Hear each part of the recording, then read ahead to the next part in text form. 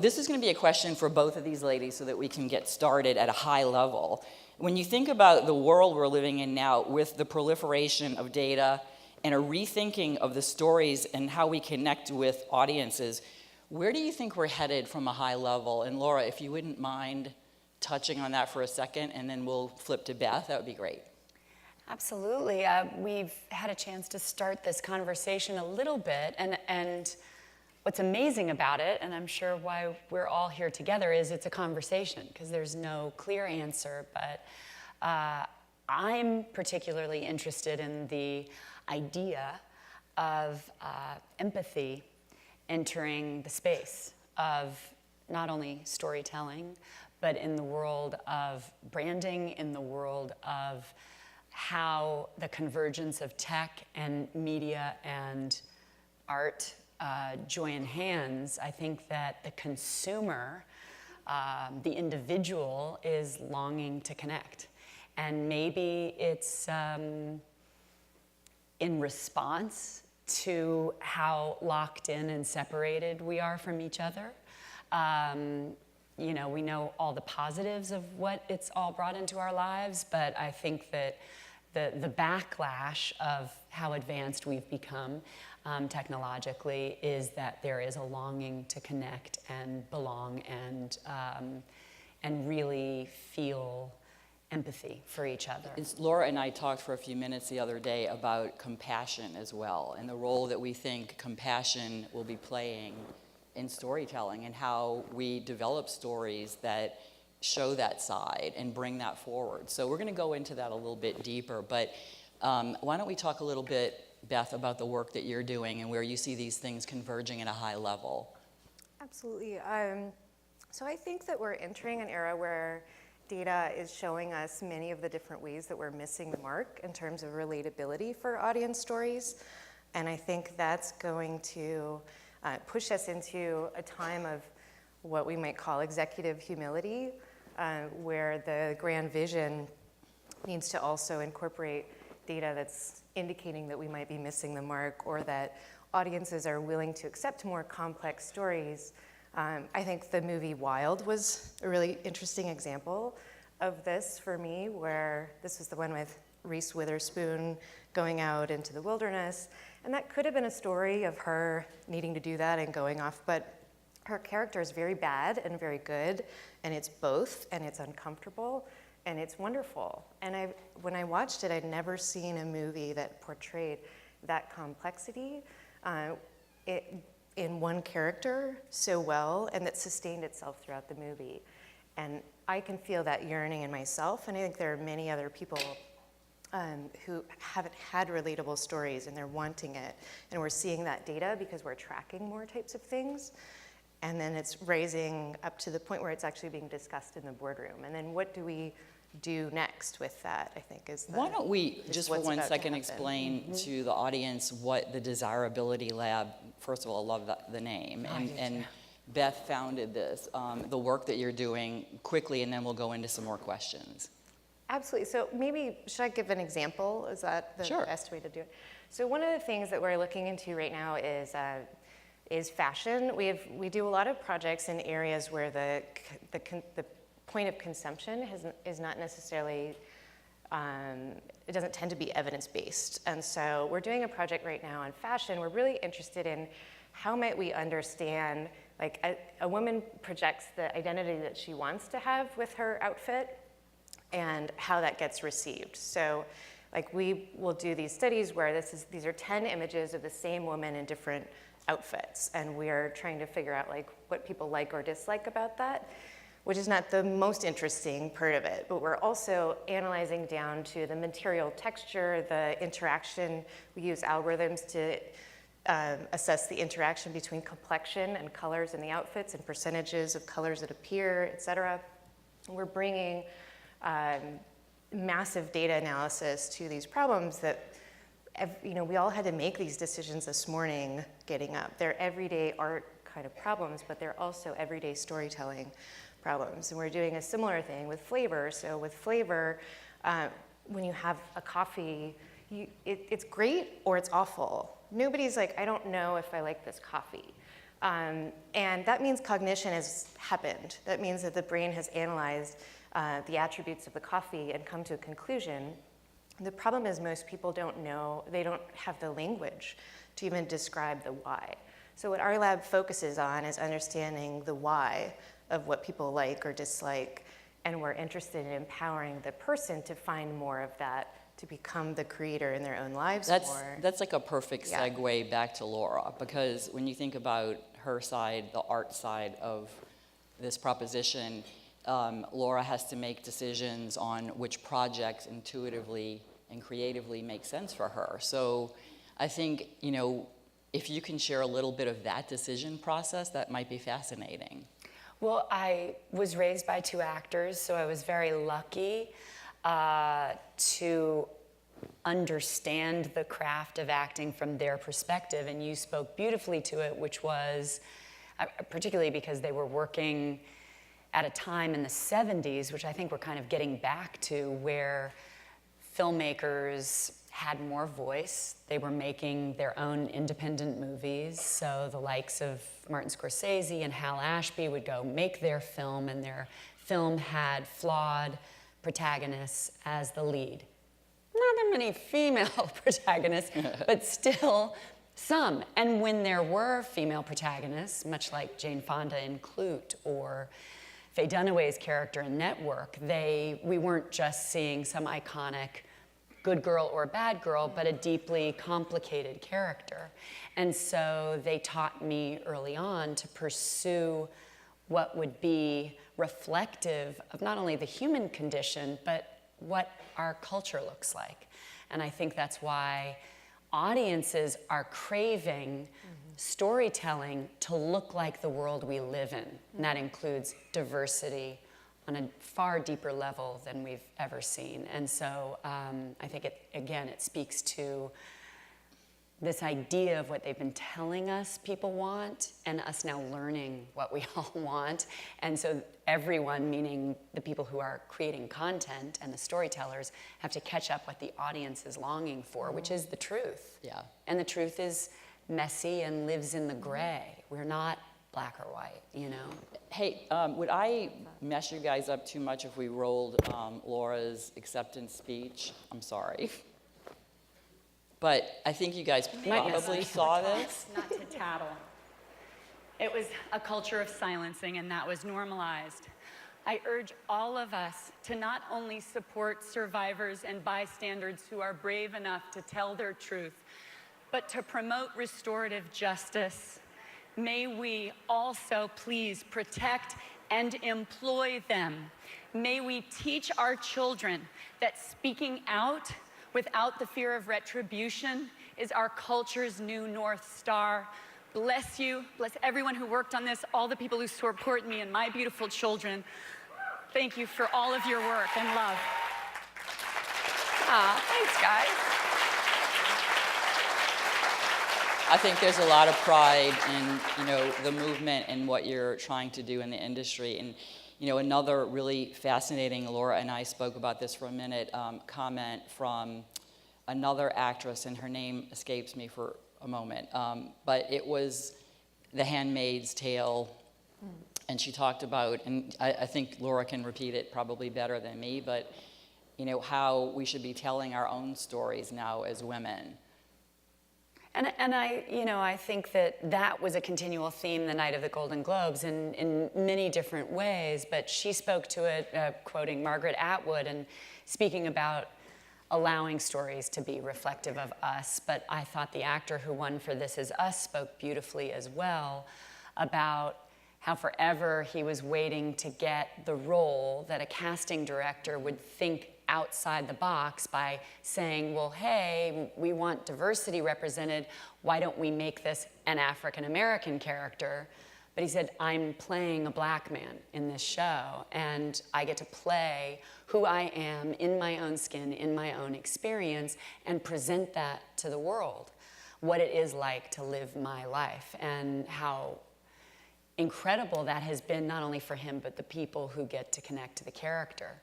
So yeah, it's not just let's change our story up so we fit in let's take a powerful woman and make her play this, girl next door, but allow the characters, again, to be deeply reflective of all of our complications so that we see ourselves in storytelling. I think that's such an important point in the world of marketing that we all live in and how we should be thinking about it. I know authenticity is an overused word, but this is where the business is going, and we can't slot people into roles anymore that are not, who they are. So I think, Beth, for you, it's fascinating to think about data and AI and how that, you and I talked about this a bit, it is already affecting the creative process, but where do you see that going in the future in decision making?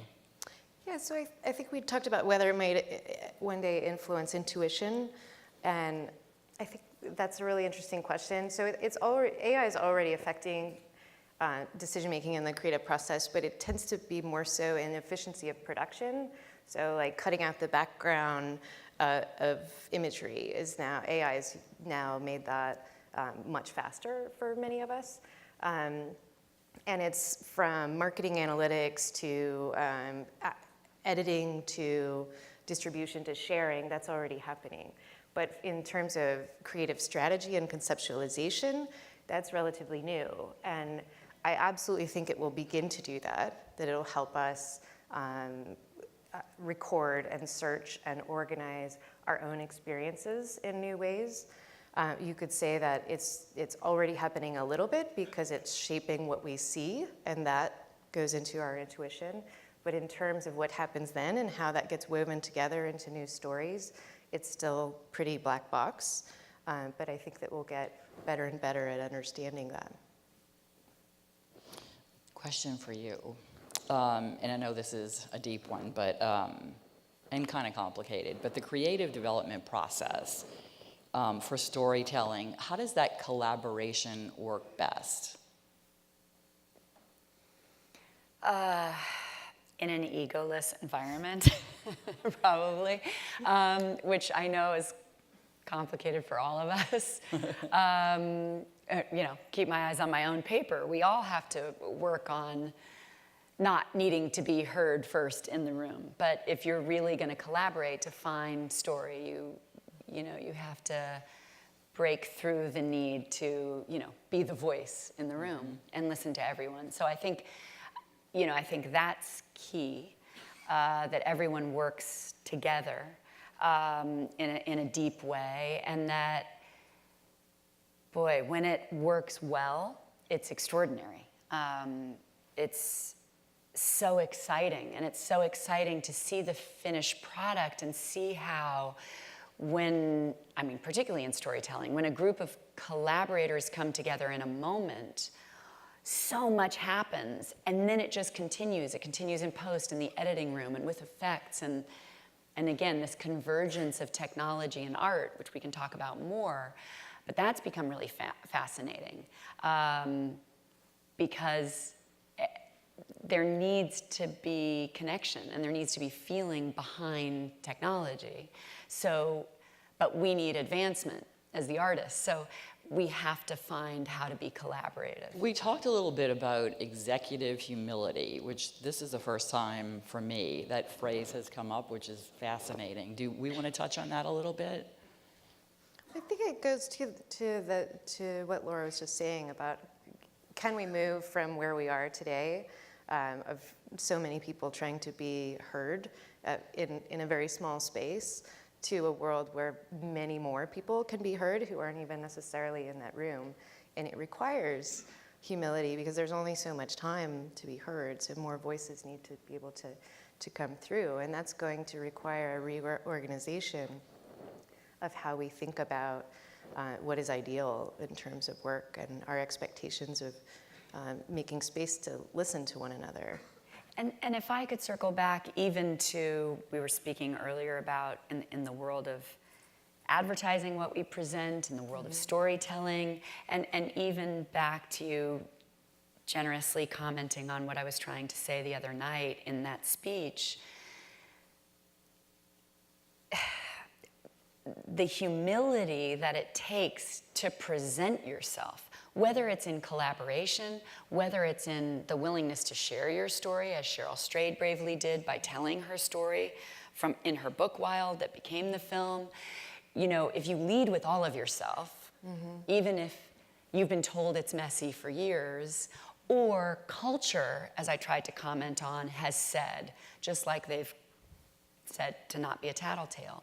They've told us stories need to look like this, and brands need to be sold like this, and women need to dress like this. But what's happening, even as a female actor, what's happening in the world of branding is, you know, we're dealing with just in the idea of collaborating in terms of advertising. People are approaching me because I look like myself, because I am willing to be who I am and the age I am and the actor that I am. And now their companies are finding that women want to buy face creams and hair products and clothing from women they can relate to, not necessarily, you know, the 19-year-old selling the products. And so everything's shifting because they want the truth. Yeah. And that's exciting. The truth is selling, guys. The truth sells. This is a beautiful thing. You don't have to hide behind veils anymore. It's so great.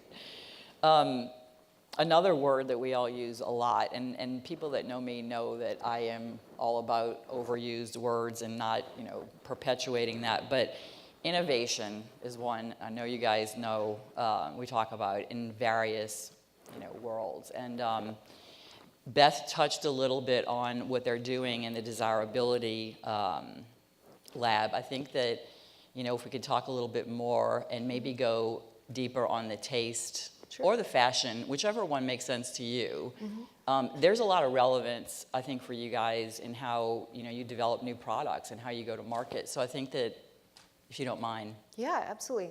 So we're about 2.5 years into this project. We spend a couple of years developing the domain knowledge before we become active in a project. So we've been active for about 6 months. And what this project is, we have been building basically a vast database of flavors and attributes. So entities like, we just added like 20,000 new coffees in the last month. It's enormous. And then what we're trying to figure out is what do different types of people mean when they say something's great or awful. Like, we don't expect that everybody's the same. We're embracing subjectivity with our methods. But we're really interested in like bitterness thresholds or sweetness thresholds, and empowering consumers to start to create their food experiences for themselves, rather than just consuming what they're told is good on the menu or what, you know, is popular. And I could say more about that. Like, I think the last thing I would add is that we consume food in stereotypes. We also consume stories in stereotypes. We consume fashion in stereotypes. And we could just be so much more creative. And we're not. And like, why is a peanut butter and jelly sandwich the standard? And so, like, we could be so much more interesting than that. And so what we break down is what is working about a peanut butter and jelly sandwich. So there's like an acidity, fatty, salty combination that's happening. Like, if you love guacamole and you eat fish, you probably also like ceviche, as long as you're cool with a kind of runny texture. So we're trying to like understand the essence of the thing and why it works together, which, by the way, is different across cultures. It's so interesting. There's a study that in the States, we use fewer ingredients compared to many other types of cuisine, and that more diversity of components is more desirable in some other cuisines. And so we're figuring out all sorts of questions that it boggles my mind, but science hasn't really explored very much. up until So now. this, is you guys are exciting. giving me perfect segues too, by the way. And I'm just hoping someone's about to walk in with guacamole for all of us. I've never been so hungry in my life, so it works. She has just sold me all the food she's been talking about. Excuse me. But I'm sorry. Laura is on the board of AMPUS, the Academy of Motion Picture Arts and Sciences, which is awesome. Believe me, they can use your brilliance. When you think about innovation and how you can feed innovation into what is a very staid, organization, can you touch a little bit on that?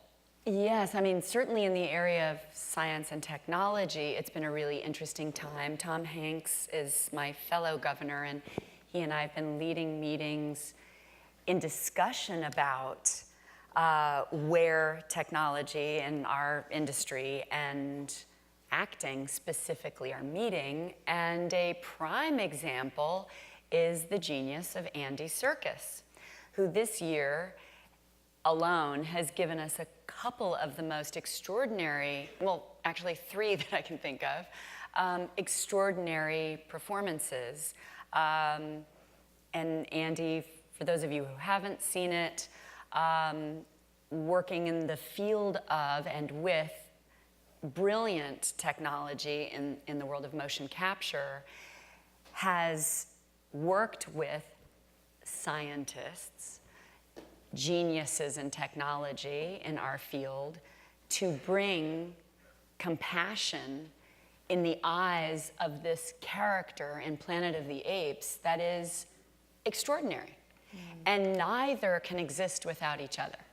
So that alone, or in the recent Star Wars, and he plays Snoke, I mean, what he brought to the character, which can't exist without CGI and motion capture work. And so it's fascinating to see how those worlds are coming together, and the conversation that happens, is this an acting performance, and should he be honored? And what we've gotten to is, which I love as an idea for everything we're talking about, is that as the governors for the actors branch, we've said to our branch now, as you consider performances this year to nominate, remember, anything that moves you, you have a right to vote for.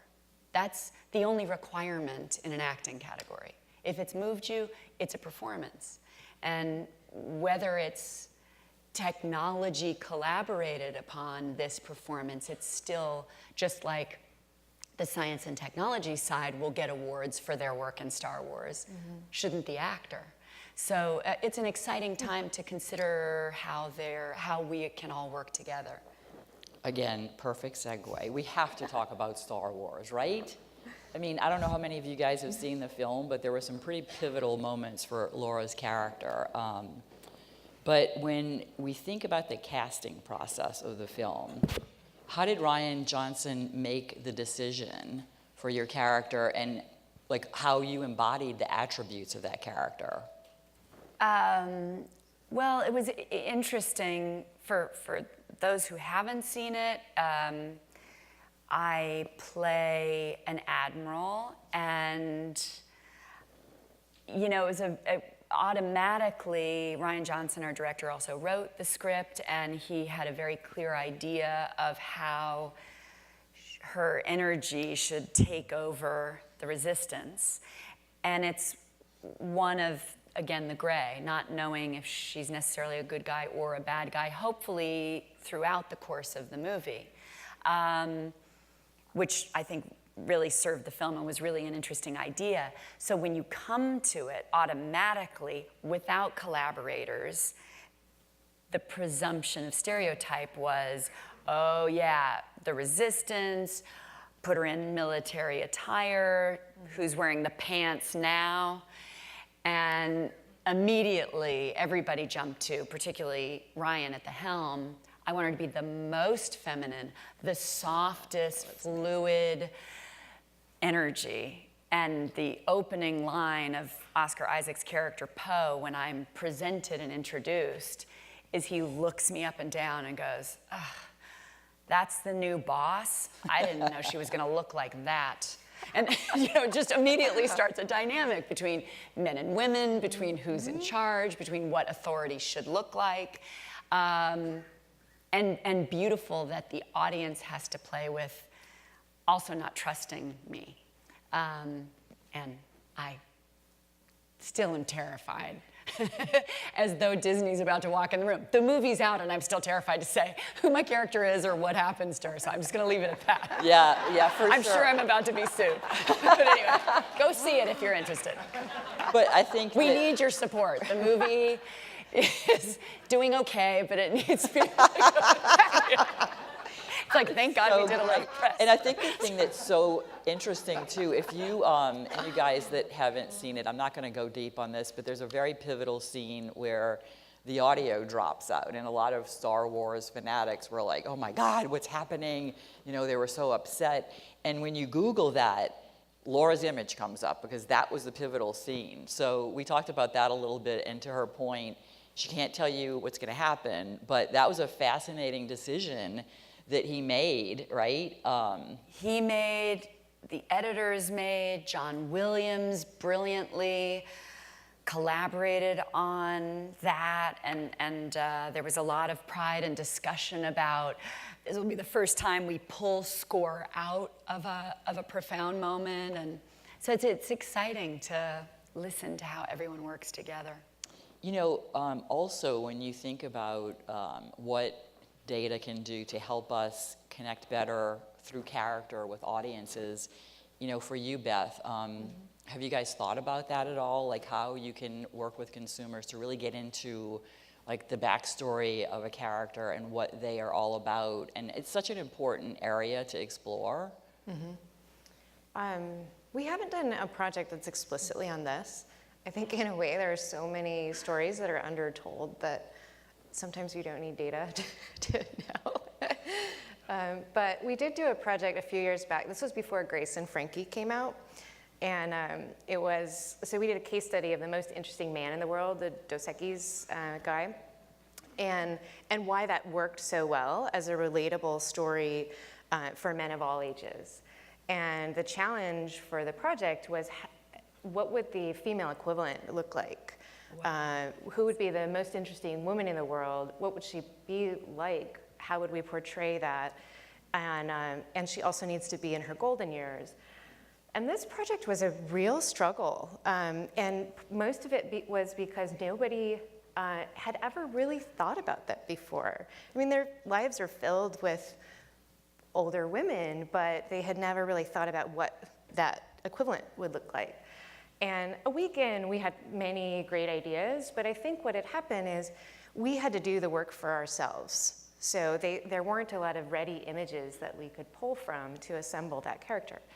And so one of the ones that I remember, so it had to be a commercial, and they came up with Aretha Franklin. And so there are all these scenes of her life doing amazing things, and then at the end she's like, you know what really earned me RESPECT? And it's like, managing my money, and it's E-Trade. And it was just like, oh my gosh, you got it. Like, you nailed this. This is so great.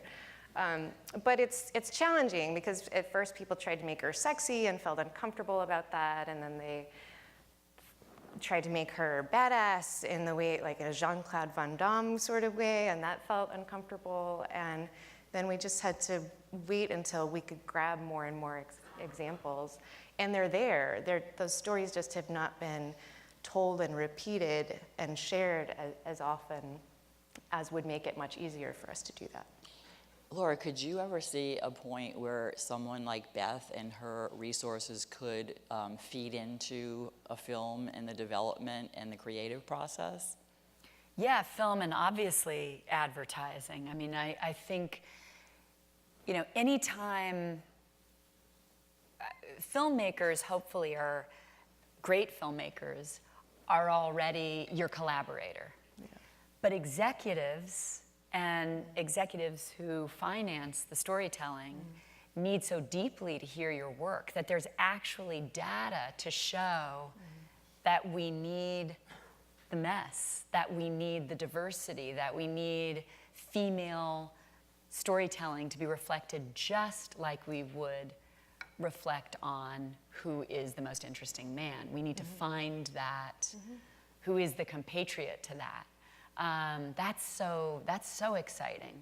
I'd love to see that more and more. And what about, especially like with a franchise like Star Wars and, some of the other films that you've worked on, the way that we connect with audiences and engage them longer term is critical. So I think it would be great to hear from both of you, your perception of that and the success, obviously, of Star Wars and how they've been able to, nurture and move that group along through, generations. Fascinating. Well, what's amazing is to watch something so iconic that knows it has to continue to advance in what the world looks like. If Star Wars feels the need to continue its storytelling by modernizing what culture looks like, as opposed to, we had this thing, let's stick to the same characters, let's not change anything. We now have 5 complicated, badass female characters in Star Wars, deep diversity in Star Wars. Star Wars, in its storytelling, looks forward to engaging in the area of diversity and sexuality. They talk about it a lot, Lucasfilm. That's beautiful. And at its core, my favorite thing, having the pleasure of doing press with the cast, including with Mark Hamill, he plays Luke Skywalker. It's this character in Star Wars, but and it feels like that. You're like, oh my God, I'm sitting next to Luke Skywalker. It's shocking. But what I love is every time he's asked about the film and the storytelling and why it advances and why it's iconic and ever connects to audiences, he says, well, at its core, Star Wars is about a dysfunctional family. And I just love that so much. Because it is the genius of George Lucas and the mythology that he followed, the hero's journey, which is iconic myth, So, but it can't advance unless it's reflective of all of us. And that's beautiful. And standing with the fellow females when we were doing press together, it felt amazing to be with this amazing tribe of diverse, powerful actresses and characters in that kind of movie. That's great. It's really exciting. So we have a few minutes left, and I do think if you guys want to do some Q&A, we can do that, but I have a couple more questions for you guys. When you think about human resources and talent, which we all deal with on a daily basis, I'd love to hear from both of you, just, blue sky, what should we be thinking about when we recruit talent to help us change, the way that we go to market right now? Like, should we be thinking about engineers? Should we be thinking about product designers? I mean, like, what in your mind will shake up the way that we go to market? Sure. So even just in my lab, I mean, hiring is really complicated because I often don't necessarily need full-time one thing that tends to be the skill that they come with, but I need someone who can do like UX, can create user experience experiments. So they need to do experiment design. They need to be analytically savvy. They need to be strategic, so I don't have to tell them how to do every step of it. And they need to be creative because data is very messy. It never comes prepackaged for you to do the analysis. And they need to they just need all of these skills that we have trained them as individual people, but I actually need that in 1 or 2 people. What I will say is that education is also changing to adapt to that. We're going to be in a period of a few weird years where that's harder to find, but I think it's going to get a lot easier to find that hybrid, an engineer who also is a designer or also is a storyteller. We just launched a new Master of Science. It's an MSMBA. It's a Master of Science in Engineering and an MBA together. That starts this in 2018, and 2 years from now, like those will be really good recruits. We also launched a Master of Engineering and Design. Those types of programs are starting to happen. And Laura, you told me a story earlier about your friend that kind of shaped her own curriculum. Yeah. Fascinating. It's so exciting. And again, she being an interesting part of it, that,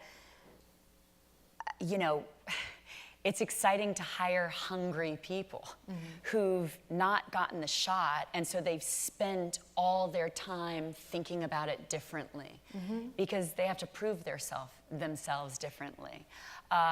Be it a female engineer, be it a person of color, an actress who is Asian American, who's never been considered for the lead in a job and has already come in as an actress with a completely different idea about how this character's life experience is. Like, that's exciting in terms of the hiring of it. And in the case of my friend, it's a young girl who started at Vassar, and she was talking to me about how you can create your own curriculum there and how excited she was, and she wasn't sure exactly what she wanted to do. And with the professors there, they're looking for hungry students whose major and focus, which is hers, is boardroom activism.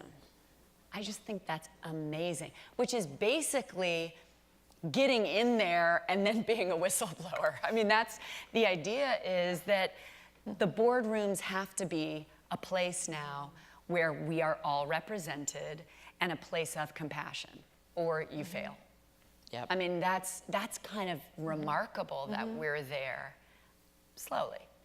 Meaning, like, 2 women on the board of 15 men, maybe. But still, I think it's rapidly shifting that we need, again, a culturally reflective voice in boardrooms and consider humanity and executive humility in that space versus just the doctrine. So it's exciting.